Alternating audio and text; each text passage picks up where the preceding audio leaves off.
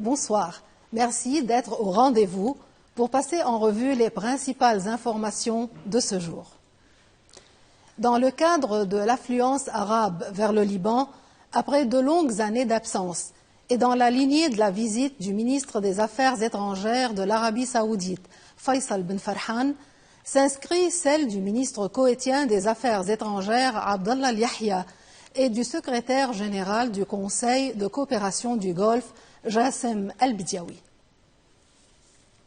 Des Affaires étrangères, Abdallah Al-Yahya, a réitéré l'engagement de son pays à aider le Liban dans son entreprise de lancement de réformes, appelant à activer les comités mixtes libano-koweïtiens pour traiter les questions soulevées en fonction des besoins libanais. Il a affirmé avoir transmis un message de solidarité avec le Liban et un ferme soutien à sa souveraineté et son intégrité territoriale. Al-Yahya a insisté sur l'importance de la mise en œuvre des résolutions du Conseil de sécurité, y compris la résolution 1701, et l'accord de Taïf. Il a aussi souligné l'importance du rôle de l'armée et des forces de sécurité pour assurer la sécurité dans le pays. Le secrétaire général du Conseil de coopération du Golfe, Jassem Al-Bidiawi, a pour sa part exprimé son appréciation que les dirigeants politiques libanais sont déterminés à mener à bien les réformes nécessaires et les programmes recommandés au niveau international pour assurer la stabilité du pays. Il a qualifié la dynamique politique au Liban de positive, qui exige le soutien de tous. En contrepartie, le président de la République, Joseph Aoun,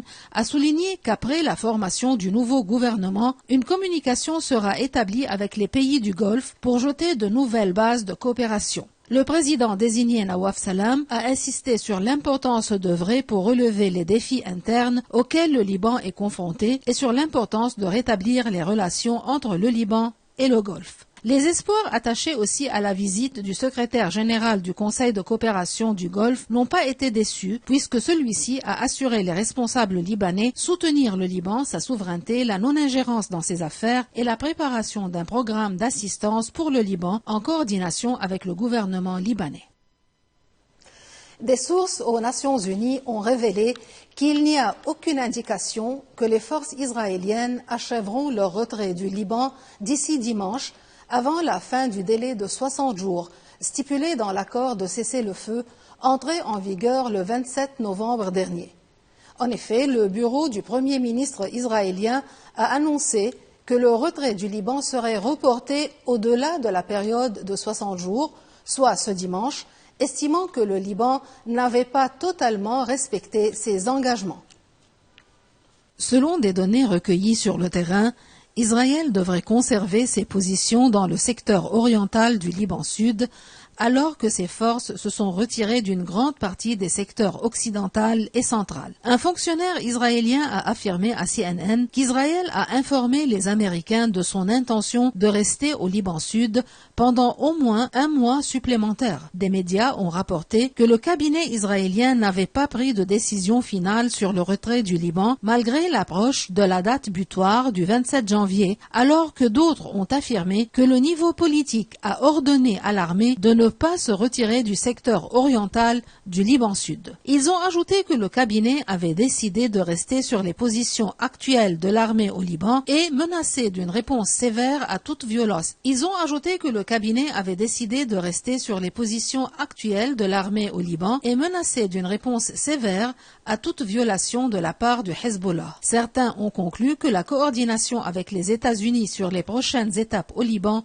était en cours. Sur le terrain, une patrouille israélienne a fait une incursion dans la localité de Aïtaroun, où elle a détruit et brûlé un certain nombre de maisons. Les forces israéliennes ont aussi provoqué une explosion très violente dans la localité de Roub Salathin. Et dans la nuit, elles avaient fait une incursion dans la ville de Antara, où elles ont brûlé un certain nombre de voitures et vandalisé la mosquée de la ville. Le secrétaire général des Nations Unies, Antonio Guterres, a recommandé au Conseil de sécurité des Nations Unies de fixer une date pour l'élection d'un nouveau juge à la Cour de justice internationale pour succéder au président de la Cour, le juge Nawaf Salam, qui a été nommé Premier ministre du Liban.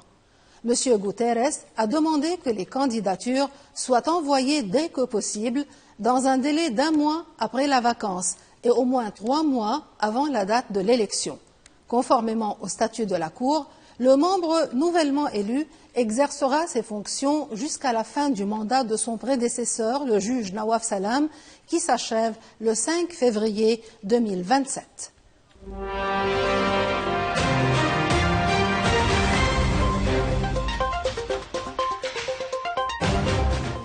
Le ministre des Affaires étrangères saoudien Faisal Ben Farhan, qui a visité le Liban après une longue absence de 15 ans, a entamé une visite officielle en Syrie. Ben Farhan a confirmé depuis Damas que Riyad est engagé dans des pourparlers visant à lever les sanctions contre la Syrie et nous recevons des signaux positifs à cet égard, a-t-il ajouté. Le chef de la diplomatie saoudienne a rencontré le dirigeant syrien Ahmed el-Shara, qui veut ouvrir une nouvelle page dans les relations avec le royaume, selon une source officielle syrienne. Le nouveau pouvoir a annoncé vouloir ouvrir une nouvelle page donc avec l'Arabie saoudite, où le chef de la diplomatie syrienne, As'ad al-Shibani, s'est rendu début janvier pour sa première visite à l'étranger. Le nouveau pouvoir espère l'aide du royaume pour la reconstruction de la Syrie, dont l'économie et les infrastructures ont été dévastées par plus de 13 ans de guerre civile. L'Arabie saoudite avait rompu ses liens avec le gouvernement de Bachar el-Assad en 2012, mais les avait rétablis en 2023 et œuvrait pour son retour au sein de la Ligue arabe. Faisal Ben Farhan s'était alors rendu à Damas en avril 2023 pour tenter de convaincre Bachar el-Assad de s'éloigner de l'Iran et de lutter contre le trafic de Captagon, mais sans succès. L'ONU a dénoncé les méthodes de guerre utilisées par Israël à l'encontre des Palestiniens et le recours illégal à la force létale à Jenin, en Cisjordanie. Les opérations israéliennes meurtrières de ces derniers jours suscitent de graves inquiétudes quant à un recours inutile à la force, a déclaré Thamin al-Khitan, porte-parole du Haut-Commissariat de l'ONU aux droits de l'homme à Genève. Depuis le début de la semaine, l'armée israélienne a lancé une opération d'envergure contre le camp de réfugiés de Jenin en Cisjordanie. Appuyés par des bulldozers, des avions et des véhicules militaires blindés, les soldats ont lancé cette opération baptisée Mur de fer 2 jours après le début d'une trêve dans la bande de Gaza entre Israël et le mouvement islamiste palestinien Hamas. Le Haut-Commissariat a confirmé qu'au moins 12 Palestiniens ont été tués et 40 blessés par les forces israéliennes depuis mardi, la plupart d'entre eux étant apparemment non armés.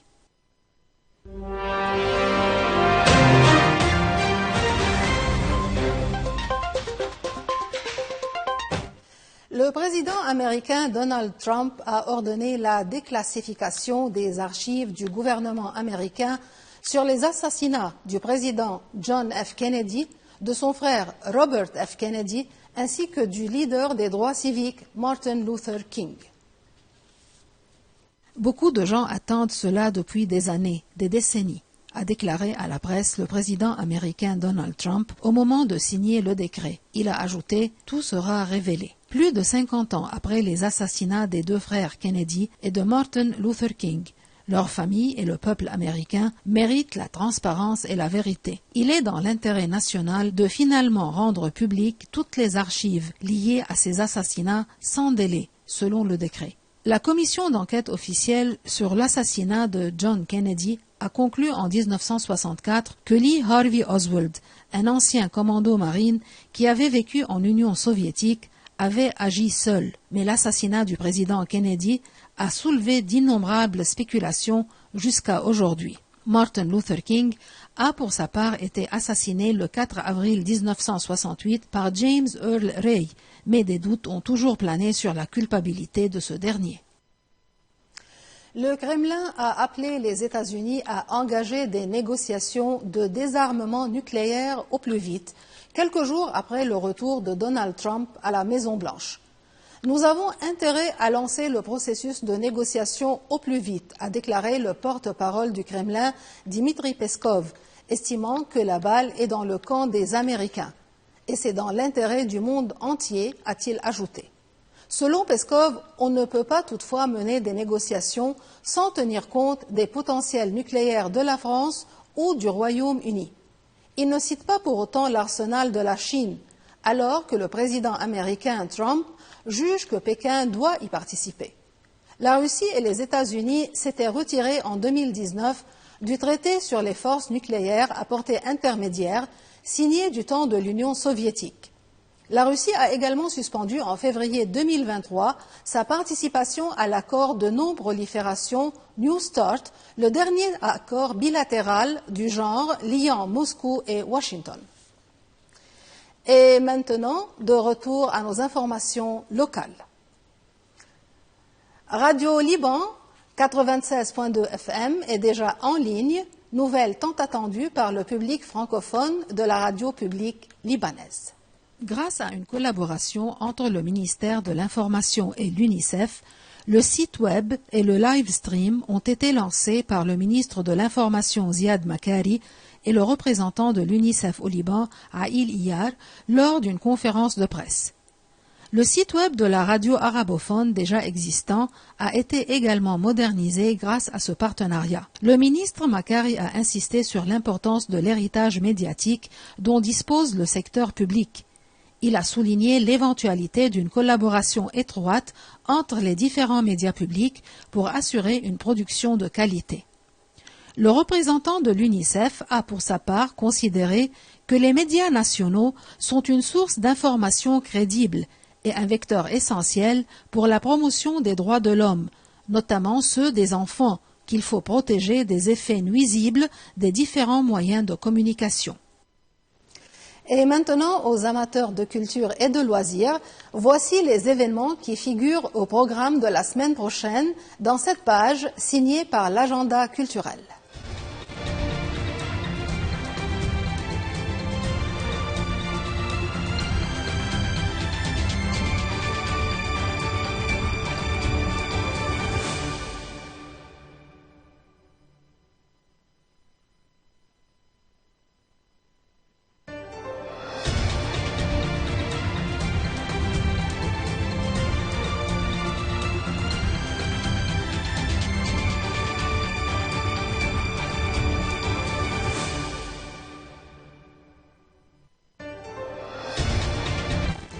Et pour terminer sur une note finale différente, l'Arabie saoudite a demandé au compositeur oscarisé Hans Zimmer de travailler sur une nouvelle version de son hymne national.